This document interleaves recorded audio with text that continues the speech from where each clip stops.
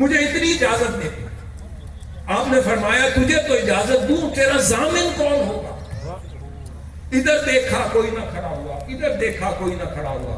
پھر آپ نے بچوں سے مخاطبوں کو کہا اس کا ضامن تو کوئی نہیں، تم اس کو معاف کرو گے؟ انہوں نے کہا نہیں، اسے دیکھ کر ہمیں اپنا شہید باپ یاد آتا ہے، ہم اسے معاف نہیں کریں گے۔ پھر آپ نے کہا کہ کوئی ہے جو اس کا ضامن بنے؟ پوری مجلس میں سے ضعیف العمر سیدنا ابو ذر غفاری، عظیم صحابی رسول صلی اللہ علیہ وسلم، ضعیف العمر ہیں، بوڑھے ہیں اور اپنے سہارے پر کھڑے بھی نہیں ہو سکتے، وہ کھڑے ہو گئے، کہنے لگے امیر المومنین میں اس کی ضمانت دیتا ہوں۔ اس کے بعد ان کی ضمانت پر اس شخص کو جانے دیا گیا۔ وہ صحرا میں گیا، 3 دن کی اس کو مہلت دے دی گئی کہ تیسرے دن غروب آفتاب سے پہلے وہ آئے گا۔ اس کے بعد لوگ چلے گئے۔ جب تیسرا دن آیا، لوگ انتظار میں مسجد میں آ کر جمع ہو گئے کہ آج شریعت محمدی صلی اللہ علیہ وسلم پہ عمل ہوگا۔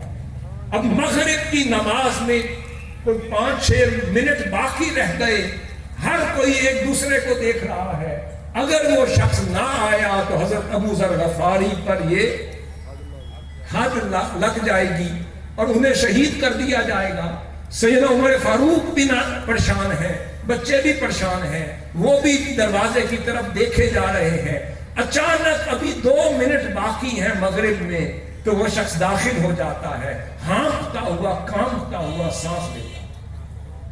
آپ اسے پوچھتے ہیں اے بندے، کہتے ہیں حضور امیر المؤمنین آپ کے حکم پر اپنے بچوں کو تن تنہا صحرا میں خدا کے حوالے کر کے آ گیا ہوں، کل ان کا آسرا کوئی نہیں ہوا۔ آپ نے پوچھا اگر تم نہ آتے، نہ ابو ذر غفاری کو تمہارے گھر کا پتا تھا، نہ مجھے پتا تھا، نہ ریاست کو پتا تھا، تو تمہارا کیا بگاڑ دیتے؟ کیوں واپس آئے ہو؟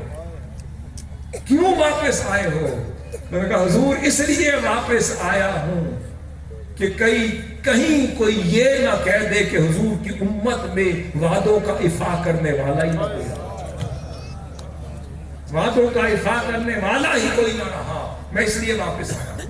یہ سن کر آپ نے اس شخص سے حضرت ابو ذر غفاری سے پوچھا اے ابو ذر غفاری آپ نے ضمانت کیوں دی تھی؟ آپ نہ اس کو جانتے تھے، نہ گھر کا پتہ تھا، یہ نہ آتا تو کیا کر لیتے؟ آپ کی تو جان خطرے میں تھی۔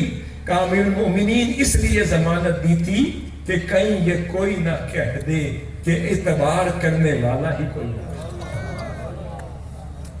خیر خواہی کرنے والا ہی معاشرے میں کوئی نہ رہا، حضور کی سنت پہ عمل کا پیرا ہونے والا ہی کوئی نہ رہا۔ پھر آپ نے مخاطب ہو کر 2 بچوں سے کہا ہاں بھئی تمہارا کیا خیال ہے؟ پھر اس حد جاری کر دی جائے؟ وہ کہتے نہیں حضور ہم اسے معاف کرتے ہیں۔ بھئی اب کیوں معاف کرتے ہو؟ کیونکہ اس کی سچائی پہ یقین آ گیا۔ اب معاف کیوں کرتے ہو؟ اس لیے کرتے ہیں کہ کل یہ کوئی نہ کہہ دے آج حضور کی امت میں عفو درگزر کرنے والا ہی کوئی۔ حاضر محترم، یہی وہ تربیت ہے جو آپ اسلام کے اخلاق حسنہ سے ہمیں ملتی ہے، جو منہاج القرآن نے سکھائی ہے، حضور شیخ الاسلام نے سکھائی ہے، اپنے ایک لفظ پر چوکیداری کی ہے۔